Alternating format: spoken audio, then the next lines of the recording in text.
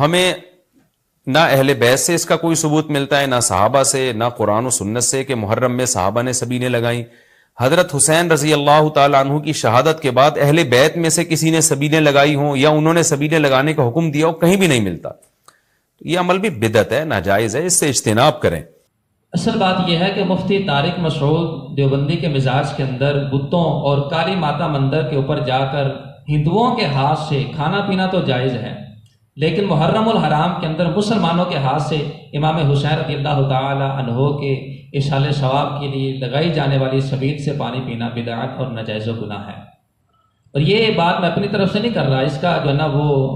With video proof جو ہے نا وہ نیٹ کے اوپر موجود ہے، آپ سرچ کریں۔ مفتی طارق مسعود جو ہے نا وہ کالی ماتا مندر کے اوپر گئے ہیں اور ہندوؤں کے ہاتھ سے انہوں نے جو ہے نا وہ کھایا بھی ہے اور پیا بھی ہے۔ اس وقت ان کو کوئی یاد نہیں آیا کہ نہ یہ عمل صحابہ نے کیا، نہ عمل یہ نہ قرآن سے ثابت ہے، نہ حدیث سے ثابت ہے، نہ صحابہ کے عمل سے ثابت ہے، نہ اہل بیت کے عمل سے ثابت ہے۔ جب ہندوؤں کے ہاتھ سے کھا رہے تھے اس وقت ان کو اس حوالے سے کسی جو نا وہ دلیل کی ضرورت نہیں تھی، لیکن جب مسلمان یہ عمل کریں تو اس وقت جو ہے ان کو خیال آیا کہ یہ عمل جو ہے وہ قرآن و حدیث کی اصل سے ثابت ہونا چاہیے، پھر یہ جائز ہے، ورنہ یہ بدعت اور ناجائز و گناہ ہے۔ اور پھر یہاں پر جو قابل غور موازنہ ہے وہ یہ ہے کہ یہ بت خانے کے اوپر گئے اور کالی ماتا مندر کے اوپر جا کر انہوں نے کھایا بھی اور پیا بھی۔ کالی ماتا مندر وہ جگہ ہے جہاں پہ اللہ کے ساتھ شرک ہوتا ہے،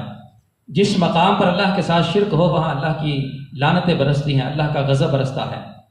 اور محرم الحرام کے اندر مسلمان اللہ کی راہ میں صدقہ و خیرات کرتے ہیں، پانی کی سبیلیں لگاتے ہیں، پیاسے مسلمانوں کو پانی پلاتے ہیں، اور یہ عظیم صدقہ ہے۔ جس جگہ اللہ کی اطاعت ہو، مسلمانوں کا دل خوش کیا جا رہا ہو، اس کی راہ میں صدقہ و خیرات کیا جا رہا ہو، وہاں تو اللہ کی رحمتیں نازل ہوتی ہیں۔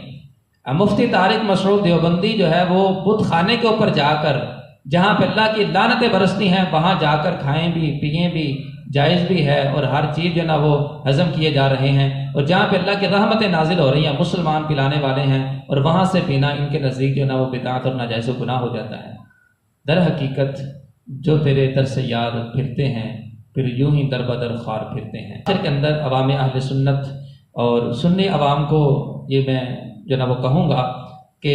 اپنی شرعی رہنمائی اور دین کے معاملے کے اندر صرف اور صرف علماء اہل سنت اور سنی علماء سے ہی جو نا وہ لیا کرے، انہی کے بیانات کو اور انہی کی ہدایات کے مطابق عمل کیا کریں۔ بری صحبت سے، برے عقیدے سے اپنے آپ کو بھی بچائیں اور اپنی نسلوں کو بھی بچائیں اور اپنی آخرت کو بھی بچائیں۔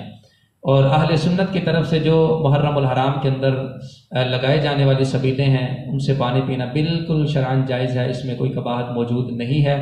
ہاں اگر کسی بعدعقیدہ کی طرف سے، کسی شیعہ کی طرف سے سبیل لگائی گئی ہے تو اس سے پانی پینے سے گریز کریں، کیونکہ